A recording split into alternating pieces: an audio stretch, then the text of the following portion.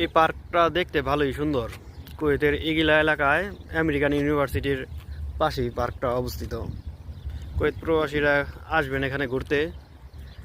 মোটামুটি দেখতে ভালোই, বসারও জায়গা আছে আর চারিদিকে সবুজে ভরে গেছে। এখন গরম এসে পড়বে আর গাছগুলি সব মরে যাবে। এখনই দেখতে যা সুন্দর দেখা যায়, 1 মাস পরে এগুলার এই গাছগুলার কিছুই থাকবে না।